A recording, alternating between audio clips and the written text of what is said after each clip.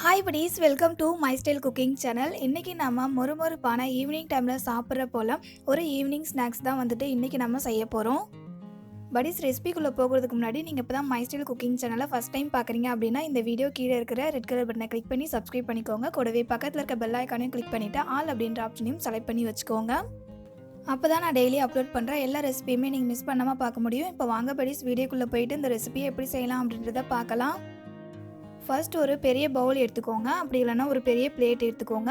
அதில் 1/4 கிலோ அளவுக்கு கோஸை நல்லா சின்ன சின்னதாக கட் பண்ணி பவுலில் சேர்த்துக்கலாம். காரத்துக்கு தகுந்த போல் பச்சை மிளகாய் சேர்த்துக்கலாம். நான் 2 பச்சை மிளகாய் கட் பண்ணி வச்சுருக்கேன், அதை கோஸ் கூட சேர்த்துக்கலாம். காரத்துக்காக பச்சை மிளகாய் மட்டும்தான் சேர்த்துக்க போகிறோம், அதனால் காரத்துக்கு தகுந்த போல் சேர்த்துக்கோங்க. அடுத்தது இந்த அளவுக்கு இஞ்சை நல்லா க்ரஷ் பண்ணி சேர்த்துக்கோங்க. இஞ்சை க்ரஷ் பண்ணி சேர்த்துக்கும் போது இந்த போண்டாவில் நல்ல ஒரு ஃப்ளேவரும் இருக்கும், அதே போல் டேஸ்ட்டும் நல்லாயிருக்கும். ஒரு பெரிய சைஸ் வெங்காயத்தை நல்லா நீல வாக்கில் கட் பண்ணி சேர்த்துக்கோங்க. நான் சின்ன வெங்காயம் சேர்த்துருக்கேன், அதனால் 10 சின்ன வெங்காயம் போல் நல்லா சின்ன சின்னதாக கட் பண்ணி சேர்த்துருக்கேன்.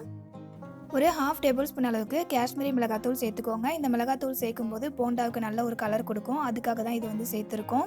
அடுத்தது ஒரு 1/4 டேபிள் ஸ்பூன் அளவுக்கு போல் கரம் மசாலா சேர்த்துக்கோங்க. நெக்ஸ்ட்டு 1 டேபிள் ஸ்பூன் அளவுக்கு பெருங்காயத்தூள் சேர்த்துக்கலாம். ஒரு 1/2 டேபிள் ஸ்பூன் அளவுக்கு உப்பு சேர்த்துக்கோங்க. உப்பு உங்கள் டேஸ்ட்டுக்கு தகுந்த போல் சேர்த்துக்கோங்க. 3 கொத்து அளவுக்கு கருவேப்பிலை சேர்த்துக்கலாம். அடுத்தது இதில் ஒரு 2 பிஞ்ச் அளவுக்கு பேக்கிங் சோடா சேர்த்துக்கோங்க. அதிகமாக சேர்த்துக்காதீங்க, கொஞ்சமாக சேர்த்துக்கோங்க. நெக்ஸ்ட்டு 1 டேபிள் ஸ்பூன் அளவுக்கு பெருஞ்சீரகம் சேர்த்துக்கலாம். நம்ம சேர்த்துக்கிற பெருஞ்சீரகம் அதுக்கப்புறம் கருவேப்பிலலாம் சேர்த்து போண்டா செய்யும்போது நல்லா வாசனையாக இருக்கும். எல்லாத்தையுமே சேர்த்துட்டு ஃபஸ்ட்டு இது எல்லாத்தையும் நல்லா கையை வச்சு நல்லா அழுத்தம் கொடுத்து பிசைஞ்சு விட்டுக்கோங்க. அப்போ தான் அதில் இருக்கிற தண்ணி எல்லாமே வெளியே ரிலீஸ் ஆகி வரும். எந்த அளவுக்கு நம்ம நல்லா பிசைஞ்சு கொடுக்குறோமோ அந்த அளவுக்கு தண்ணி நல்லா ரிலீஸ் ஆகி வரும், அதனால் நல்லா அழுத்தம் கொடுத்து பிசைஞ்சு விட்டுக்கோங்க. அதுவும் இல்லாமல் நம்ம சேர்த்துருக்கோம்ல மசாலா, உப்பு, இது எல்லாமே கோஸில் நல்லா எல்லா இடத்துலையுமே ஸ்ப்ரெட் ஆகி வரணும், அந்த அளவுக்கு நல்லா பிசைஞ்சு விட்டுக்கோங்க. கையை பார்த்தீங்களா எவ்வளோ தண்ணி ரிலீஸ் ஆகிருக்கு அப்படின்னு. நம்ம எந்த அளவுக்கு நல்லா அழுத்தி பிசைகிறோமோ அந்த அளவுக்கு தண்ணி நல்லா ரிலீஸ் ஆகி வரும். அடுத்தது நம்ம கோஸ் அளந்து எடுத்துக்கிட்டோம்ல, அதே கப்பால் ஒரு 1/2 கப் அளவுக்கு கடலை மாவு சேர்த்துக்கோங்க. கடலை மாவை இப்போ கோஸில் சேர்த்துக்கலாம்.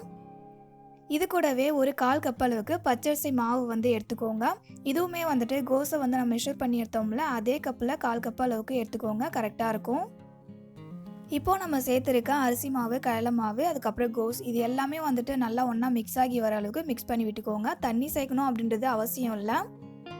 நான் இதில் கொஞ்சம் கூட தண்ணி சேர்த்துக்கல, எனக்கு அந்த கோஸில் இருந்த தண்ணியே கரெக்டாக இருந்துச்சு. சப்போஸ் உங்களுக்கு தண்ணி தேவைப்பட்டுச்சு அப்படின்னா ஒரு 2-3 டேபிள் ஸ்பூன் அளவுக்கு மட்டும் சேர்த்துக்கிட்டு பிசைஞ்சிக்கோங்க. 1/4 கிலோ அளவுக்கு கோஸ் எடுத்துருக்கோம்ல, அதுக்கு நம்ம சேர்த்துக்கிற எல்லா இன்க்ரீடியண்ட்டோட அளவுமே கரெக்டாக இருக்கும். ஸோ இதை நீங்கள் அப்படியே ஃபாலோ பண்ணிக்கலாம். அண்ட் போண்டாவுமே பர்ஃபெக்டான ஒரு டெக்ஸ்சருக்கு வரும். போண்டா மாவு பார்த்துக்கு நல்லா பிசைஞ்சு எடுத்துக்கோங்க. இப்போ நல்லா மாவு பிசைஞ்சு எடுத்துக்கிட்டாச்சு. இப்போ லாஸ்ட்டாக இதில் ஒரு 2 டேபிள் ஸ்பூன் அளவுக்கு சூடான எண்ணெய் சேர்த்துக்கலாம். இதில் நம்ம சேர்த்துக்கிற சூடான எண்ணெய் அதுக்கப்புறம் அரிசி மாவு இந்த போண்டா நல்லா கிறிஸ்பியாக வர்றதுக்கு ஹெல்ப் பண்ணும், அதுக்காக தான் எண்ணெய் அரிசி மாவு சேர்த்துருக்கோம். எண்ணெய் சேர்த்ததுக்கப்புறமா எண்ணெயுமே எல்லா இடத்துலையுமே நல்லா ஸ்ப்ரெட் ஆகிற போல் பிசைஞ்சு விட்டுக்கோங்க. buddies, ஏற்கனவே நம்ம சேனலில் வெங்காய போண்டா அதுக்கப்புறம் டீ ஷாப் ஸ்டைலில் நிறைய ரெசிபிஸ் நான் அப்லோட் பண்ணியிருக்கேன். நீங்கள் அதெல்லாம் பார்க்க மிஸ் பண்ணியிருந்தீங்க அப்படின்னா இந்த வீடியோக்கு லாஸ்ட்டில் அப்படின்னா வீடியோ கீழே டிஸ்கிரிப்ஷனில் லிங்க் தரேன், செக் பண்ணி பாருங்கள்.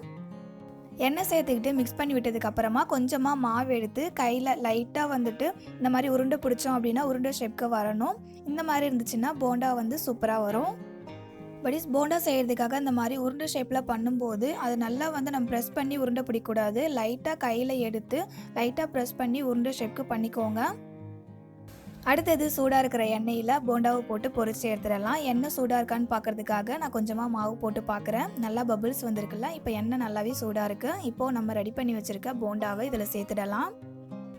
போண்டாவை எண்ணெயில் சேர்க்கும் போது எண்ணெய் நல்லா சூடாக இருக்கணும். போண்டாவை எண்ணெயில் சேர்த்ததுக்கப்புறமா ஸ்டவ்வை மீடியம் ஃப்ளேமில் வச்சுக்கோங்க. அப்போ தான் போண்டா உள்ள வரைக்கும் நல்லா வெந்து வரும். போண்டாவை எண்ணெயில் சேர்த்ததுக்கப்புறமா ஒரு 5 நிமிஷத்துக்கு அப்படியே விட்டுருங்க, எந்த டிஸ்டர்பும் பண்ணாதீங்க. 5 நிமிஷம் ஆனதுக்கப்புறமா போண்டா திருப்பி விடுங்க. போண்டா நல்லா வெந்து வர வரைக்கும் அடிக்கடி திருப்பி விட்டு போண்டாவை பொரிச்சு எடுத்துக்கலாம். படிஸ் போண்டாவுடைய கலர் வந்துட்டு நல்ல ஒரு கோல்டன் ப்ரௌன் கலருக்கு சேஞ்ச் ஆகி வந்துடுச்சு பாருங்கள். இந்த கலருக்கு வந்ததுக்கப்புறமா நம்ம எண்ணெயிலேருந்து போண்டாவை எடுத்துடலாம். இன்னும் கலர் நல்லா சேஞ்ச் ஆகி வரட்டும் அப்படின்னு விட்டுட்டோம் அப்படின்னா கலர் வந்துட்டு நல்லா டார்க் ப்ரௌன் கலராக ஆகிடும். அப்புறம் டேஸ்ட்டும் நல்லா இருக்காது. ஸோ இந்த கலர் இருக்கும்போதே போண்டாவை எண்ணெயிலேருந்து எடுத்துடுங்க. எவ்வளோ சீக்கிரமாக கோஸை வச்சு ஒரு மொறுமொறுப்பான போண்டா ரெடி பண்ணிட்டோம்ல. இந்த ரெசிபியை நீங்களும் ட்ரை பண்ணி பாருங்கள். ட்ரை பண்ணி பார்த்துட்டு உங்களுக்கு எப்படி வந்திருந்தது அண்ட் இந்த டேஸ்ட் உங்களுக்கு பிடிச்சிருந்ததா அப்படின்றத கமெண்ட் பாக்ஸில் உங்கள் ஃபீட்பேக்கை ஷேர் பண்ணுங்கள். இந்த ரெசிபி உங்களுக்கு பிடிச்சிருந்தாலும் இந்த வீடியோக்கு லைக் பண்ணுங்கள். இந்த ரெசிபியை உங்கள் ஃப்ரெண்ட்ஸ் அண்ட் ஃபேமிலி மெம்பர்ஸ்க்கும் ஷேர் பண்ணி அவங்களையும் நம்ம சேனலுக்கு சப்போர்ட் பண்ண சொல்லுங்கள். நீங்களும் நம்ம சேனலை சப்ஸ்கிரைப் பண்ணி வச்சுக்கோங்க. இதே போல் ஒரு சூப்பரான அண்ட் டேஸ்டியான வேறு ஒரு ரெசிபியோட நெக்ஸ்ட் வீடியோவில் மீட் பண்ணலாம். படி தேங்க்யூ ஃபார் யுவர் வாட்சிங்.